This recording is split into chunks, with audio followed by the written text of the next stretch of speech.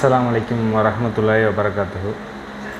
அல்ஹம்துலில்லாஹ் நஹ்மதுஹு வ நஸ்தஈனுஹு வ நஸ்தக்ஃபிருஹு வ நஊது பில்லாஹி மின் ஷுரூரி அன்ஃபுஸினா வ மின் ஸய்யிஆத்தி அஅமாலினா மை யஹ்திஹில்லாஹு ஃபலா முலில்ல லஹு வ மை யுலில் ஃபலா ஹாதிய லஹு வ அஷ்ஹது அல்லா இலாஹா இல்லல்லாஹு வஹ்தஹு லா ஷரீக லஹு வ அஷ்ஹது அன்ன முஹம்மதன் அப்துஹு வ ரசூலுஹு அம்மா பாத். ஏக இறைவனின் சாந்தியும் சமாதானமும் உங்கள் மீதும் என் மீதும் நின்று நடைபெற்றுமாக என்று பிரார்த்தனை செய்து இந்த உரையை நான் துவங்குகிறேன். எனது பேர் முத்தையா. இப்போ இஸ்லாத்தை ஏற்று முகமது சுலைமான் என் பேர். இப்போ நான் எப்படி இஸ்லாத்தை ஏற்றுக்கிட்டேன் அதை உங்கள்கிட்ட பகிர வந்திருக்கேன்.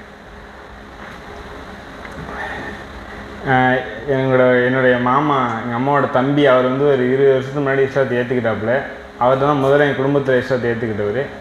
அவர் ஏற்றதுக்கப்புறம் என்னுடைய அண்ணன், ரெண்டாவது அண்ணன் எங்கள் மாமா கூட இருந்து படித்தாப்புல இங்கே சென்னையில் படிக்கிறப்ப அவர் இஸ்லாத்தை ஏற்றுக்கிட்டு திருப்பி அப்புறம் எங்கள் அம்மாவுக்கு தெரிஞ்ச உடனே அவங்க எங்கள் வீட்டுக்கு கூப்பிட்டு திருப்பியும் பழைய மாதிரி ஆகிட்டாப்புல. அவர் திருப்பி எங்கள் மாமா என்னையும் இங்கே வேலைக்கு கூப்பிட்டாங்க. கடை வச்சிருக்கப்ப என்னையும் எங்கள் மாமா கூப்பிட்டப்ப நானும் இங்கே போனேன். போகிறதுக்கு முன்னாடி எங்கள் அம்மா எங்கள் மாமா கிட்டே ஒரு வாக்கு வாங்கிட்டாங்க.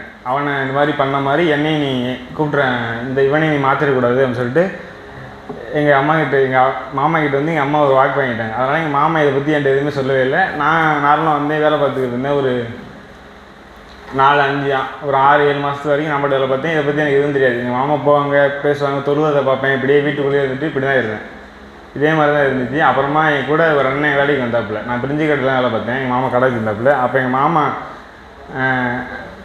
இன்னொரு கடை, 2வது கடை ஓப்பன் பண்ணுறப்ப ஒரு அண்ணன் வேலைக்கு வச்சுக்கிட்டாங்க.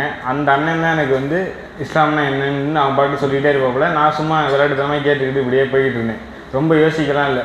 ஏதோ கடவுள்னு சொல்கிறாங்க, அவங்களும் கடவுளாங்க, நம்மளும் கடவுள்னுங்கிறோம். அவங்களும் அல்லான்னு சொல்கிறாங்க, நம்ம சிவன் இப்படி சொல்கிறோம். அதனால் அவங்க கடவுள் முஸ்லீம் கடவுள்னாலே தனி, இந்து கடவுள்னாலே தனி, இப்படி தான் நான் நினச்சிக்கிட்டு இருந்தேன்.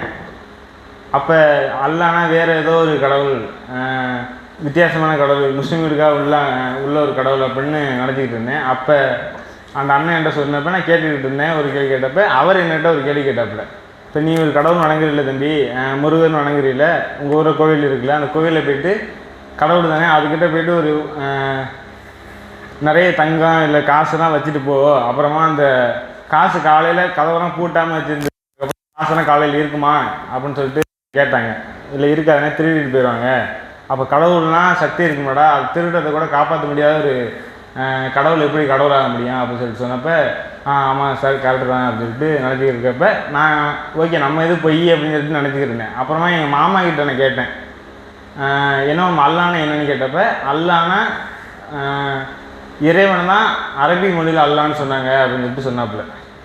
அப்போ அதை கேட்டதுக்கப்புறம் சரி ஓகே, அல்லா தான் இப்போ இங்கிலீஷில் காடுன்னு சொல்கிற மாதிரி அரபிக் மொழியில் அல்லான்னு சொல்கிறாங்க அப்படின்னு நினச்சிக்கிட்டு ஓகே. அப்போ நானும் இறைவனை வணங்குறேன், அவங்களும் இறைவனை வணங்குறாங்க. நான் வேறு மாதிரி வணங்கிட்டேன், அவங்க உண்மையிலே வணங்குறாங்க. நான் சிலையை வச்சு நினச்சி வணங்குனேன், அவங்க இந்த மேற்கை பார்த்து வணங்கிட்டு இருக்காங்க அப்படின்னு சொல்லிட்டு புரிஞ்சுக்கிட்டு இருந்தேன். அப்புறமா சரி எங்கள் மாமா அப்புறம் அந்த அண்ணன்ட்ட சொல்லி சரி நான் மாறிக்கிறேன்னு சொல்லிட்டு அதை ஏற்றுக்கிட்டதுக்கப்புறம் நிறைய பயன்களை கேட்டு, அது இல்லாமல் இந்த யூடியூப் பார்த்துக்கிட்டு இருக்கப்போ சொல்லலாம், இது இந்த அறிவியல் ரீதியாக குரானில் 1400 வருஷம் முன்னாடி சொல்லப்பட்டது இன்றைக்கி கண்டுபிடிச்சிருக்க மாதிரி ஒரு சில விஷயங்களே பார்த்தேன். கடலை பற்றி அல்லாஹ் சொல்கிறப்ப கடல் இணைகிற இடத்துல அல்லாஹ் திரையை போட்டு வச்சுருக்கேன், ஒரு தண்ணி இன்னொரு தண்ணியில் மாறிடாது அப்படிங்கிற சொன்னதெல்லாம் இன்றைக்கி கண்டுபிடிச்சிருக்காங்க. இதெல்லாம் பார்க்குறப்ப அப்போ உண்மையிலே அல்லாஹ் இருக்கிறான். அந்த காலகட்டத்தில் அறிவியல் இல்லாத காலகட்டத்தில் சொல்லியிருக்காங்கன்னா இப்போ அதை கண்டுபிடிச்சிருக்காங்கன்னா அப்போ அதை சொல்ல முடியாது தானே. அப்போ அல்லாஹ் தான், அல்லாஹ் உண்மையிலே இருக்கிறான், இப்போ நம்மளை படைச்சது கடவுள் தான் அப்படின்னு சொல்லிட்டு நம்பி இஸ்லாத்தை ஏற்று இன்றைக்கி நான் 4 வருஷம் ஆச்சு. அதுலேருந்து இப்படியே வந்துட்டுருக்கேன். அல்லாஹ் என்னை தடவை மாற்றிருக்கேன். அல்ஹம்துலில்லாஹ். என்னுடைய உரையை நிறைவு செய்கிறேன். வாயிட்டு அல்ஹம்துலில்லாஹி ரப்பில் ஆலமீன். அஸ்ஸலாமு அலைக்கும் வரஹ்மத்துல்லாஹி வபரகாத்துஹு.